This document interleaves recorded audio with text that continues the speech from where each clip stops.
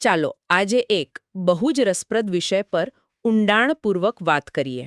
હા, બિલકુલ. આપણી પાસે લેવિયર અને પ્રકટીકરણના પુસ્તકો પર આધારિત કેટલાક સ્ત્રોત છે અને સાચું કહું તો એમાં એક મોટો બ્રહ્માંડીય કોયડો છુપાયેલો છે. બરાબર. કોયડો એ છે કે અંતિમ ન્યાયની શરૂઆત કેવી રીતે થાય છે. આપણને એમ લાગે કે એ કોઈ મોટી દૈવી ઘોષણાથી થતી હશે, પણ સ્ત્રોત કંઈક અલગ જ કહે છે. એ કહે છે કે ચાવી બે નાના સોનાના વાસણોમાં છે. અને આજે આપણે એ જ ભેદ ખોલીશું.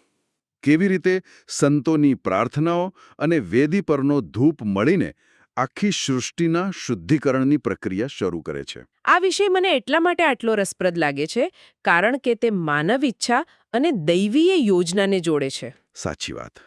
આપણે મોટાભાગે શું વિચારીએ કે આ બધી ઘટનાઓ ફક્ત ઈશ્વરના સમયપત્રક મુજબ જ થાય છે. હા, કે બધું પહેલેથી નક્કી જ છે. પણ અહીં સ્ત્રોત એકદમ અલગ ચિત્ર રજૂ કરે છે. તે દર્શાવે છે કે સૃષ્ટિનું ભવિષ્ય બે તત્વોના મિલન પર ટકેલું છે. એક તરફ માનવતાની ન્યાય માટેની પુકાર અને બીજી તરફ ઈશ્વરનું કરુણાનું કાર્ય. અને આ બંને કેવી રીતે અને કયા ક્રમમાં જોડાય છે એ સમજવું એ જ સૌથી રોમાંચક છે. ઠીક છે, તો ચાલો શરૂઆતથી શરૂ કરીએ. મને લાગે છે કે આખી વાત બે વેદીઓની આસપાસ ફરે છે, બરાબર ને? બરાબર. એ જ આખી વાર્તાનું કેન્દ્ર છે. એક છે પેલી પિત્તળની વેદી જે બહાર પ્રાંગણમાં હોય છે. હા, જ્યાં બલિદાન ચડાવાય. અને બીજી છે સોનાની ધૂપ વેદી જે પરમ પવિત્ર સ્થાનની બરાબર સામે. આ બે વેદીઓ આટલી મહત્વની કેમ છે? કારણ કે આ બે વેદીઓ બે અલગ અલગ પણ જોડાયેલા કાર્યોનું પ્રતીક છે. અચ્છા. પિત્તળની વેદી એ પૃથ્વી પરના પ્રાયશ્ચિતનું કેન્દ્ર છે. અહીં પાપ માટે લોહી વહે છે. તે માનવતાના પાપ અને તેના પરિણામનું પ્રતીક છે. અને સોનાની ધૂપ વેદી? એ સ્વર્ગીય સંવાદનું કેન્દ્ર છે. ત્યાં પ્રાર્થનાઓ ધૂપના રૂપમાં સીધી ઈશ્વર સુધી પહોંચે છે. તો એક પૃથ્વી સાથે જોડાયેલી છે અને બીજી સ્વર્ગ સાથે. બરાબર. અને અંતિમ ઘટનાક્રમ ત્યારે જ શરૂ થાય છે જ્યારે આ બંને વેદીઓ વચ્ચે એક જોડાણ સ્થપાય છે. અને એ જોડાણ કદાચ સોનાના પાત્રો અને સોનાની ધૂપદાની દ્વારા થાય છે. પણ સાચું કહું તો આ બંને પ્રતીકો બહુ સમાન લાગે છે. હા, એવું લાગે. એક પાત્ર, એક ધૂપદાની, બંને સોનાના, બંને ધૂપ સાથે જોડાયેલા. સ્ત્રોત આટલા નાના તફાવતને આટલો બધો મહત્વનો કેમ ગણે છે? તમે બરાબર મુદ્દો પકડ્યો. આ ભેદ સૂક્ષ્મ છે પણ નિર્ણાયક છે. અને અહીં જે મૂળ કોરિયન શબ્દોનો ઉપયોગ થયો છે એ આપણને મદદ કરી શકે છે. ઓકે. સોનાના પાત્રો માટે કમતેજપ શબ્દ છે, જેનો અર્થ થાય છે એક પહોળું છીછરું વાસણ. એનો આકાર જ જાણે કંઈક ભેગું કરવા માટે બન્યો હોય. અને એમાં શું ભેગું થાય છે? સંતોની પ્રાર્થનાઓ, બરાબર, જેને સ્ત્રોત ન્યાયનો ધૂપ કહે છે. ઓકે. તો પાત્રો પ્રાર્થનાઓ એકઠી કરવા માટે છે. તો પછી ધૂપદાનીનું શું? એમાં શું અલગ છે? ધૂપદાની માટે ગમ યાંગરો શબ્દ છે. એ એક અલગ પ્રકારનું વાસણ છે જે ખાસ કરીને અગ્નિના અંગારાને સુરક્ષિત રીતે રાખવા અને વહન કરવા માટે વપરાય. અચ્છા. આ ધૂપદાનીમાં પિત્તળની વેદી પરથી લેવાયેલો અગ્નિ હોય છે. આ છે પ્રાયશ્ચિતનો ધૂપ, જે ઈસુના બલિદાનનું પ્રતીક છે. બિલકુલ. અને અહીં જ આખી વાતનો સૌથી આશ્ચર્યજનક વળાંક આવે છે. અંતિમ ન્યાય ઈશ્વરની કોઈ એક પક્ષીય ઘોષણાથી નથી શરૂ થતો. સ્ત્રોત મુજબ એની ચિનગારી ત્યારે લાગે છે જ્યારે માનવતાની ન્યાય માટેની પુકાર, એટલે કે પાત્રોમાં ભરેલી પ્રાર્થના અને ઈશ્વરની કરુણા, એટલે કે ધૂપદાનીમાં રહેલો પ્રાયશ્ચિતનો અગ્નિ, જ્યારે સોનાની ધૂપ વેદી પર એક થાય છે.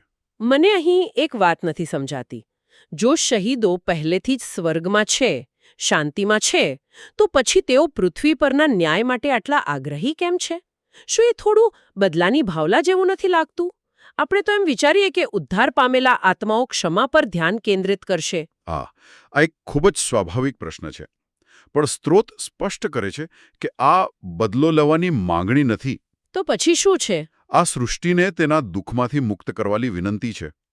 આ એ શહીદોની પ્રાર્થના છે, જેમણે મૃત્યુ સુધી ઈશ્વરની આજ્ઞાઓનું પાલન કર્યું છે. તેમનું તર્ક શું છે? કે જેઓ આજ્ઞાનું પાલન કરે છે, માત્ર તેઓ જ એ આજ્ઞાના આધારે ન્યાયની માંગ કરી શકે છે. જેઓ આજ્ઞા તોડે છે, તેઓ તો ન્યાયથી બચવાનો પ્રયત્ન કરશે. બરાબર. આ શહીદો જાણે કહી રહ્યા છે, અમે અમારો ભાગ ભજવ્યો, અમે અંત સુધી વફાદાર રહ્યા, હવે આ પાપ અને અન્યાયનો અંત ક્યારે આવશે? તો આ એક નૈતિક પુકાર છે, વ્યક્તિગત બદલો નહીં. ચોક્કસ. આનો અર્થ એ થયો કે આ પ્રક્રિયા આપોઆપ શરૂ નથી થતી. એના માટે કોઈક શરત છે, એક ટિપિંગ પોઈન્ટ છે. સ્ત્રોતમાં લખ્યું છે કે જ્યાં સુધી શહીદોની એક નક્કી કરેલી સંખ્યા પૂર્ણ ન થાય ત્યાં સુધી આ પ્રક્રિયા અટકી રહે છે. બિલકુલ.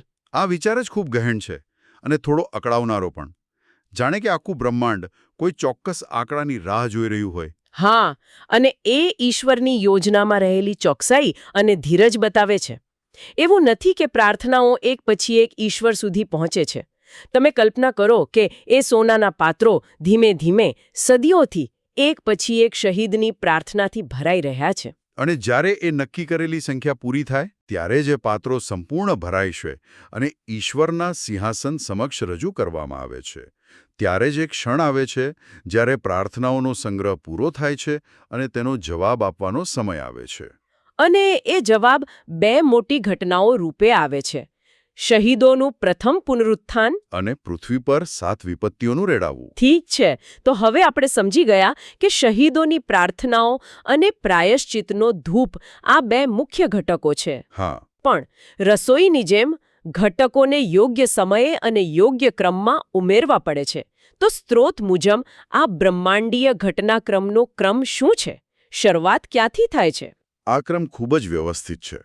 એની શરૂઆત ત્યારે થાય છે જ્યારે હલવાન એટલે કે ઈસુ 7મી મુદ્રા તોડે છે. 7મી મુદ્રા. જેવી એ મુદ્રા તૂટે છે, સ્વર્ગમાં લગભગ અડધો કલાક માટે એકદમ ગહન શાંતિ છવાઈ જાય છે. જાણે કે આખી સૃષ્ટિ શ્વાસ રોકીને રાહ જોઈ રહી હોય. બરાબર. અને એ શાંતિ પછી ધૂપ ચડાવવાની ક્રિયા શરૂ થાય છે. આ એ જ ક્ષણ છે જેની આપણે વાત કરી રહ્યા હતા. જ્યારે સંતોની પ્રાર્થના અને વેદી પરનો અગ્નિ બંને ભેગા થાય છે. હા, અને સ્વર્ગીય પવિત્ર સ્થાનને ભરવાનું શરૂ કરે છે. અને આખી પ્રક્રિયા એક પ્રેશર કુકર જેવી લાગે છે, નહીં? જાણે કે સંતોની પ્રાર્થનાઓ ધીમે ધીમે સ્ટીમ બનાવી રહી છે. હા, એકદમ સચોટ ઉપમા છે. ઓકે. અને જો પ્રાર્થનાઓ સ્ટીમ છે તો પછી જે 1 થી 6 રણશિંગડા વાગે છે એ શું છે? એ કુકરની સીટી વાગતા પહેલા આવતો પેલો હિસિંગનો અવાજ છે. ચેતવણીઓ. બરાબર. એ પૃથ્વી પર આવતી આંશિક વિપત્તિઓ છે જે સંકેત આપે છે કે દબાણ વધી રહ્યું છે, સમય પૂરો થઈ રહ્યો છે. એ અંતિમ ન્યાય નથી, પણ અંતિમ ન્યાયની પૂર્વ સૂચના છે. ચોક્કસ. તો પછી જ્યારે પ્રેશર ચરમસીમાએ પહોંચે ત્યારે શું થાય છે? જ્યારે પવિત્ર સ્થાન પ્રાર્થનાના ધૂપથી સંપૂર્ણપણે ભરાઈ જાય ત્યારે 7મો રણશિંગડું વાગે છે અને એક કુકરનું ઢાંકણું ઉડી જવા જેવું છે. જે પ્રથમ પુનરુત્થાનનો સંકેત છે. હા, પણ અહીં એક નાટકીય પરિવર્તન આવે છે જે ખરેખર અકલ્પનીય છે. જે સોનાના પાત્રોમાં અત્યાર સુધી સંતોની પ્રાર્થનાઓ હતી, તે જ પાત્રો હવે ઈશ્વરના ક્રોધથી ભરેલા 7 પાત્રો બની જાય છે. ઓહ, એક મિનિટ. આ ખરેખર આશ્ચર્યજનક છે. જે પાત્રો પહેલા પ્રાર્થનાથી ભરેલા હતા, એ જ પાત્રો પછીથી ઈશ્વરના ક્રોધથી ભરાય છે. હા, આ તો એક જ વાસણનો કેવો નાટકીય ઉપયોગ છે. પ્રાર્થનામાંથી પ્રકોપ, અપીલનું સાધન જ ન્યાયનું સાધન બની જાય છે. બરાબર. તે એ દર્શાવે છે કે ઈશ્વરનો ક્રોધ કોઈ આવેશપૂર્ણ પ્રતિક્રિયા નથી, પણ સદીઓથી એકઠી થયેલી ન્યાય માટેની પુકારનો અંતિમ જવાબ છે. અને એ 7 પાત્રોને પૃથ્વી પર 7 અંતિમ વિપત્તિઓ તરીકે રેડવામાં આવે છે. જે પાપ અને બંડનો સંપૂર્ણ અંત લાવે છે. હા. આ આપણને સ્ત્રોતના કદાચ સૌથી ગહન અને સમજવામાં મુશ્કેલ ભાગ તરફ લઈ જાય છે. બરાબર. તેમાં વાસ્તવિક પવિત્ર સ્થાન અને પાતાળના પ્રાયશ્ચિતનો ઉલ્લેખ છે. આનો શું અર્થ થાય? આપણે પ્રાયશ્ચિતને હંમેશા મનુષ્યો સાથે જોડીએ છીએ. હા, સામાન્ય રીતે તો એવું જ છે. અહીં તો સ્વર્ગીય સ્થાનો અને મૃત્યુના ક્ષેત્રના શુદ્ધિકરણની વાત છે. સ્વર્ગ જેવી પવિત્ર જગ્યાને શુદ્ધિકરણની શી જરૂર પડી શકે? આને સમજવા માટે આપણે એક ખૂબ જ ઊંડા ધર્મશાસ્ત્રીય ખ્યાલને સમજવો પડશે, અને એ છે દૂતોની સ્વતંત્ર ઈચ્છાનું સંપૂર્ણ થવું. થોભો. ચાલો આને જરા ધીમેથી સમજીએ. આ બહુ મોટો વિચાર છે. શું સ્ત્રોત એમ કહી રહ્યા છે કે સ્વર્ગના દૂતોને પણ ઈશ્વરના ન્યાય અને પ્રેમ વિશે ખાતરીની જરૂર હતી? હા. કે એમના મનમાં પણ શૈતાનના બંડ પછી કોઈક પ્રકારની શંકા હતી? હા, સ્ત્રોત એ જ દલીલ કરે છે. દૂતો સ્વતંત્ર ઈચ્છા ધરાવતા જીવો છે. શૈતાનનું પતન એ સાબિતી હતી કે સ્વર્ગમાં પણ બંડ શક્ય છે. અચ્છા.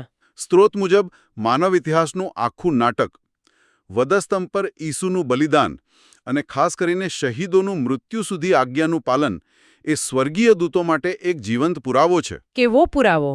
જ્યારે તેઓ જુએ છે કે પાપી મનુષ્યો પણ ઈશ્વરને પ્રેમ કરવા અને તેમની આજ્ઞા પાળવા માટે પોતાનો જીવ આપી શકે છે, ત્યારે ઈશ્વરના ચરિત્ર પરના શૈતાનના તમામ આરોપો ખોટા સાબિત થાય છે.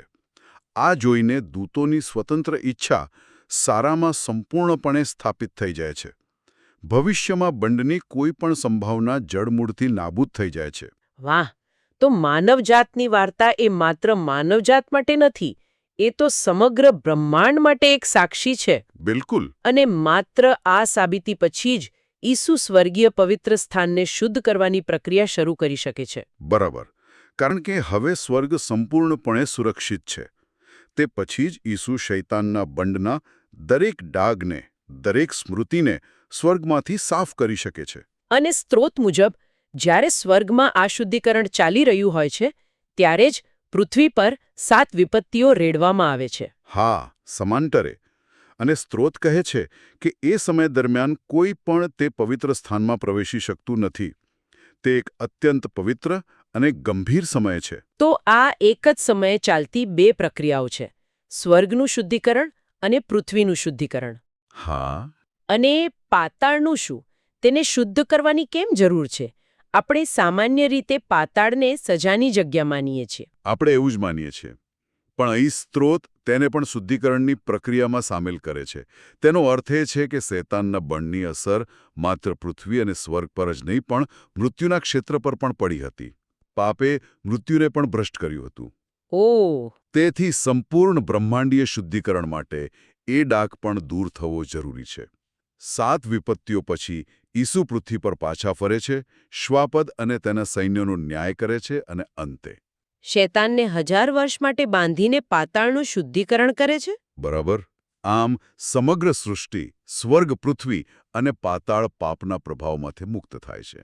તો આ સમગ્ર વિશ્લેષણ પછી ચિત્ર હવે સ્પષ્ટ થઈ રહ્યું છે. શહીદોની ન્યાય માટેની પ્રાર્થનાઓ કોઈ નાની સૂની વાત નથી. ચોક્કસ નથી. તે માત્ર દુઃખભરી વિનંતીઓ નથી, પણ એક સક્રિય બળ છે. એ પ્રાર્થનાઓ જ્યારે ઈશુના પ્રાયશ્ચિત કાર્ય સાથે જોડાય છે, ત્યારે એક એવી દૈવી પ્રક્રિયા શરૂ કરે છે જે સમગ્ર સૃષ્ટિને શુદ્ધ કરે છે. સ્વર્ગથી શરૂ કરીને પૃથ્વી અને પાતાળ સુધી બધું એકબીજા સાથે કેટલી સુંદર રીતે જોડાયેલું છે. બિલકુલ.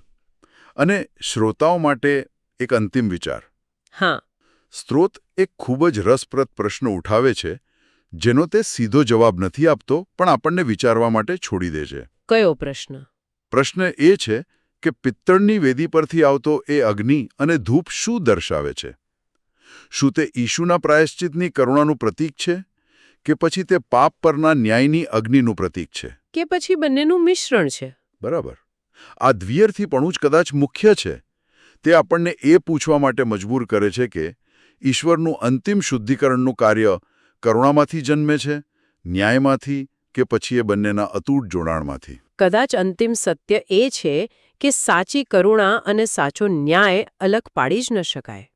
તે એક જ સિક્કાની 2 બાજુઓ છે. આ એક એવો પ્રશ્ન છે જેના પર આપણે ઊંડાણપૂર્વક વિચાર કરી શકીએ છીએ.